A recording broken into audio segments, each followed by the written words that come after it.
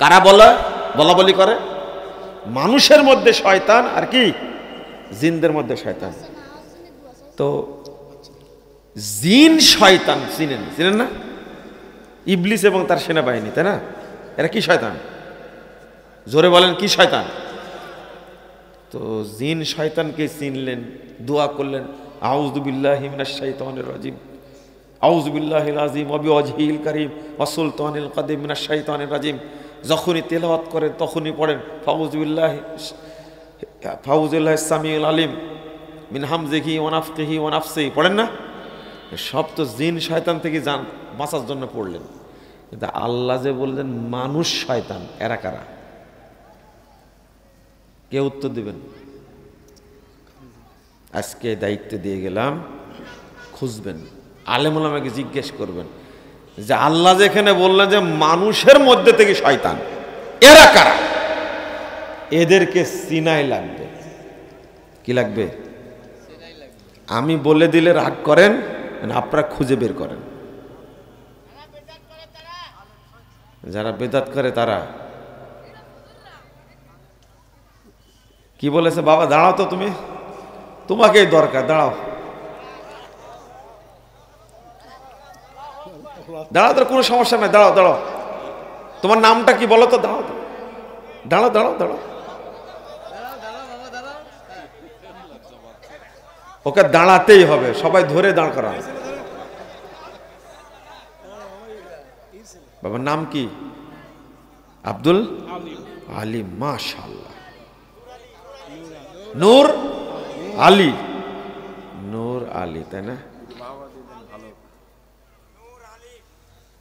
নূর আলিফ। ও বাঁশবাজারের ছাত্র, তাই? কোন ক্লাসে পড়ো? ক্লাস 4।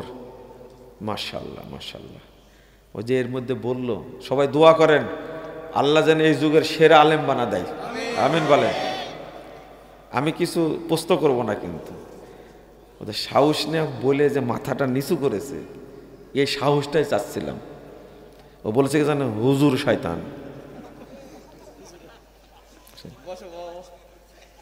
বারাকাল্লাহ ফি ইলমিক ওয়া হায়াতিক। আপনারা রাগ করলেন? প্রত্যেকটা হাদিস দিয়ে একবারে কড়াই গুন্ডাই যতটা হাদিস অনুবাদ করবেন, যতটা আয়াত অনুবাদ করবেন, সবগুলো যাবে এই জায়গাতে। এই মানুষদের মধ্যে থেকে শয়তানকে, এটা কিন্তু আল্লাহ বলে দিয়েছেন। আল্লাহ বলছেন একই সূরা আনাম 121 নম্বর আয়াত, ওয়াইন্নাশ শায়াতিন লা ইউহুনা ইলা আউলিয়াইহিম লিউজাদিলুকুম ওয়াইন আতাতুমুহুম ইন্নাকুম লামুশরিকুন। আল্লাহ বলছেন শয়তান মানুষের মধ্যে তাদের যে এজেন্ট বুঝেন, ডিলার বুঝেন, দালাল বুঝেন, চামচা বুঝেন, মানুষদের মধ্যে যারা ইবলিসের চামচা, শয়তান তাদের কাছে ওহী করে। কি ওহী করে? ওই আয়াতে বললাম, 112 নম্বর আয়াতে বললাম, এমন কথা বলবে যে আপনি করে ধাপা ধরে যাবেন ফজিলত শুনে। এমন কথা বলবে, এটা শয়তান আবিষ্কার করে। আর এই আয়াতে বলছেন যে এমন কথা বলবে এরা লিউজাদিলুকুম, শয়তান কিছু বুদ্ধি শিখায় দেয় যেন তারা তোমাদের সাথে কি করতে পারে? বিতর্ক করতে পারে। বলছে কি জানেন? আমার সাথে ঘটনা, ভরা মজলিসের মধ্যে, মসজিদের মধ্যে মেম্বার বসে খুতবা দিচ্ছে, ও দাঁড়ায় উঠে বলছে যে আমার একটা জিনিস জানার খুব দরকার। বলেন তো কি? বলছে আচ্ছা, ইব্রাহিম আলাইহিস সালামের নানির নাম কি ছিল? বুঝেননি? ইব্রাহিম আলাইহিস সালামের কি নানির নাম কি ছিল? আমি বললাম এটা কোনো ব্যাপার হলো? এটা সহজ প্রশ্ন একটা। আচ্ছা, এটা উত্তর দিচ্ছি, আপনি বলেন তো আপনার নানির নাম কি ছিল? বুঝেন না মনে হয়, তাই না? কি বলেছি বলেন তো? নানার নানি, নানার নানি নাম কি? ও বলছে যে নানার নামই তো ভুলে গেছি। শোনেন শোনেন, আমি কিন্তু আজও ইব্রাহিম আলাইহিস সালামের নানির নাম জানি না, কিন্তু প্রথম বুঝতে পারেছি এ হলো ইবলিসের চেলা। এ আমাকে এতগুলো মানুষের মধ্যে অপমান করার জন্য প্রস্তুত করছে। আমাকে অপমান কিভাবে করবে? আমি না পারলে সরাসরি বলি, জানা নাই দেখে বলবো, এটা আমার অভ্যাস, আমার হুজ্জতি নাই। আল্লাহকে আমাকে সব ইলম দিয়েছে, ওই দায়িত্ব আল্লাহ দিয়েছে আমাকে। আল্লাহর নবী মুহাম্মদ সাল্লাল্লাহু আলাইহি সাল্লাম সাইয়্যিদুল মুরসালিন, ইমামুল মুরসালিন, তিনি চুপ থাকতেন, ওহী নাজিল না হওয়া পর্যন্ত কি চুপ থাকতেন। আর হুজুরকে প্রশ্ন করেন, জানুক আর না জানুক মারি দেবে একটা। রাসূলের চেয়ে ডিগ্রি তোর বেশি, নাউযুবিল্লাহ আস্তাগফিরুল্লাহ। শোনেন, তা আমি বললাম যে এটা কোনো ব্যাপার হলো?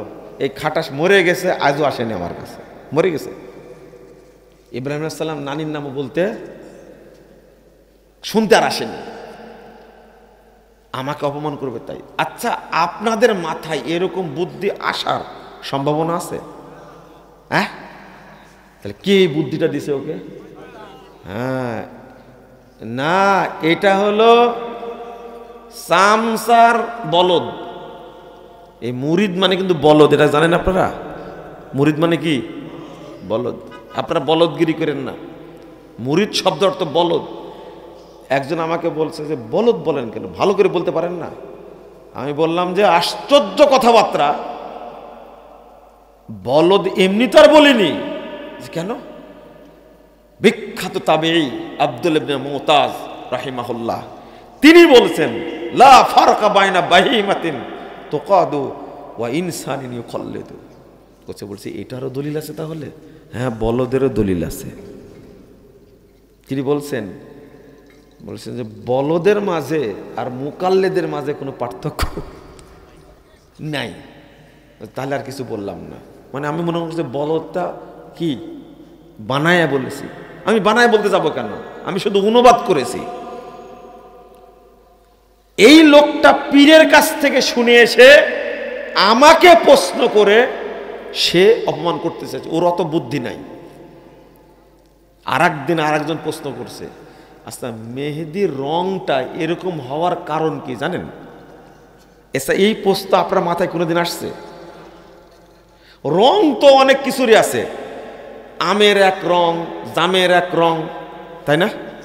কলা কাটবেন তো আর এক রং বের হবে। তো মেহেদির একটা রং কে সৃষ্টি করেছেন?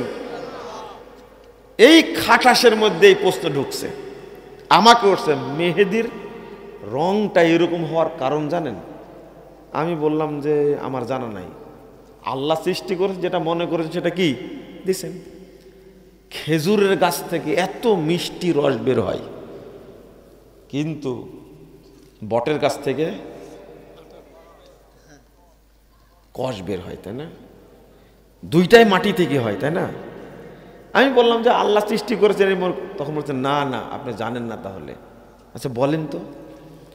তখন বলছে যে উহুদের যুদ্ধে মুহাম্মদ সাল্লাল্লাহু আলাইহি সাল্লামের দান মোবারক শহীদ হয়ে গেছিল, দান মোবারক। তো ওই দিন যে রক্ত পড়েছিল, ওই রক্তের জায়গা থেকে মেহেদির গাছের জন্ম হয়েছে। আচ্ছা, এই কথা আপনাদের মাথায় আসার সম্ভাবনা আছে? আমি বললাম যে শয়তানি করার বুদ্ধি পান না, এই মেহেদি ফেরাউনের যুগেও ছিল, দলিল পাওয়া যায়, এটা তো আমার জানা আছে। ফতহুল বারির মধ্যে ইবনু হাজার আসকালানী রাহিমাহুল্লাহ উল্লেখ করেছেন। এটাও বলে দিই, মুমিনদের নিদর্শন হলো পাকা দাড়ি, পাকা চুলে মেহেদি দেওয়া, আর পাকা চুল আর পাকা দাড়িতে কালো রং দেওয়া হলো ফেরাউনের সুন্নাত। আবার ঠিক বলতেছে, ঠিক বলেই তো বললাম। কার সুন্নাত? ফেরাউনের সুন্নাত। বলেন তো আল্লাহর নবী আগে আসছেন না ফেরাউন আগে আসছে? বদমাশি করার জায়গা পান না। ও তাহলে মনে হয় পীর সাহেব মনে ভুল বলেছে। এই দেখেন মূল ঘটনা আবার বেরিয়ে আসছে। শোনো, তুমি যে পীরের কাছ থেকে বুদ্ধি নিয়েছো, আর এই বুদ্ধিটা পীর কাকে দিছে? কার কাছ থেকে পেয়েছে? পীর শয়তানের কাছ থেকে। কেমনে শয়তানের কাছ থেকে পাই এটাও আল্লাহ নবী বলেছেন। হাদিসটা শুনেন, 3210 নম্বর হাদিস সহিহ বুখারীর, 4701 নম্বর হাদিস। রাসূল সাল্লাল্লাহু আলাইহি ওয়াসাল্লাম বলছেন, একটু শুনেন, আমি কিন্তু বক্তব্যের মধ্যে এখনো ঢুকিনি, আমি আপনাদের একটা পর্যায়ে নিয়ে যাচ্ছি। ধৈর্য আছে? ধৈর্য আছে? শুনেন তো, রাসূল সাল্লাল্লাহু আলাইহি ওয়াসাল্লাম বলছেন, মা আয়েশা রাদিয়াল্লাহু আনহা থেকে বর্ণিত সহিহ বুখারী হাদিস, ইন্নাল মালাইকা তানজিলু ফিল আনান আই ফিস সাহাব তাসকুরুল আমরা কুদিয়া ফিস সামা। রাসূল সাল্লাল্লাহু আলাইহি ওয়াসাল্লাম বলছেন, শোনো আয়েশা, ফেরেশতারা মেঘের উপরে নাজিল হয় এবং সেখানে তারা আলোচনা করে যা সিদ্ধান্ত হয়েছে।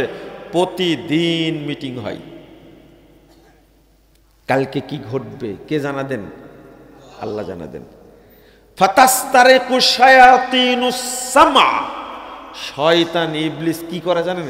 একজনের ঘাড়ের উপর আরেকজন উঠতে উঠতে ওই পর্যন্ত চলে যায়, চুরি করে কথাটা শোনে। ফাতুহিহি ইলাল কুহান, যারা মানুষদের মধ্যে ডিলার, কার ডিলার? শয়তানের, ইবলিসের যারা বেতনভুক্ত কর্মচারী, চামচা, দালাল যারা, তাদের কাছে ও ওহী করে। ইয়াখলিতুনা মাহা মিয়াতা কাযবাতিন ইনদা আনফুসিহিম।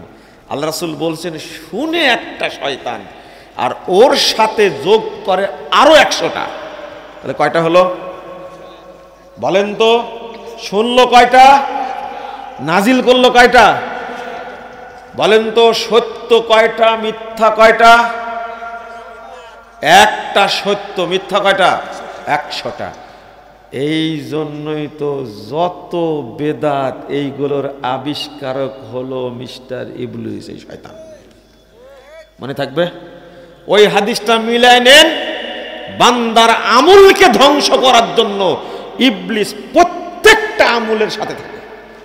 ওর সেনাবাহিনী লাগায় দেয়, ওর বাহিনী আছে, লাগায় দেয় কিভাবে নষ্ট করবে। এই বুঝটা যদি আপনি বুঝতে পারেন, তা আজ থেকে আপনি কি হয়ে যাবেন? সচেতন হয়ে যাবেন ইনশাআল্লাহ। আগে বলতাম বেদাতি আমল, আর এখন বোঝানোর জন্য বলি কি? ইবলিসি আমল। কি আমল? ইবলিসি আমল।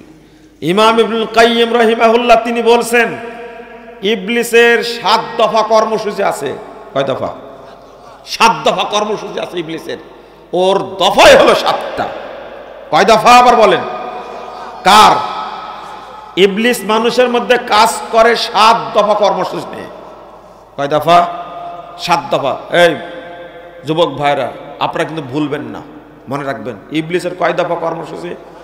7 দফা। প্রথম দফা হলো ও মানুষকে কাফের বানায়, মুশরিক বানায়। দ্বিতীয় দফা হলো ইবলিস মানুষকে যখন কাফের বানাতে পারে না, মুশরিক বানাতে পারে না, তখন ও বেদাতি বানায়। ওই সুন্দর সুন্দর আমল সামনে দেয় আর ওইটা নিয়ে মানুষ চাবাতে থাকে। ওই যে ধোকা দেয়, যুখরুফাল কওলে গুরুরা, সুন্দর সুন্দর কথা। এক বক্তা বলছে কি জানেন? ভাইরা আমার শোনেন, আমার তো সুর নাই, কিন্তু এই জাহেল বক্তার সুর আছে সুন্দর। বলছে, ভাইরা আমার শোনেন, যারা স্ত্রীর নিচের ঠোঁটে চুম্বন করে, আল্লাহ তাদের জন্য কবুল উমরার নেকি লিখে দেন। লিপস্টিক বক্তা, মাশাআল্লাহ, তা ভালো জানেন তো দেখতেছি। তওবা তওবা তওবা, আস্তাগফিরুল্লাহ। আপনাদের মাঝে বক্তব্য দেওয়া যাবে না, নতুন এলেম লিপস্টিক বক্তা। তওবা তওবা, আস্তাগফিরুল্লাহ আস্তাগফিরুল্লাহ। শুনেন, পাবনার ভাইয়েরা এতই সচেতন, পাবনাতে যে কত আসছি, তো কথাটা দারুণ। এই বক্তব্য দেওয়ার কারণে হুজুরকে 15,000 টাকা হাদিয়া বেশি দিছে। মানে আপনারাও খুশি, মহিলারাও খুশি, বক্তাও খুশি। কিন্তু বললটা কি?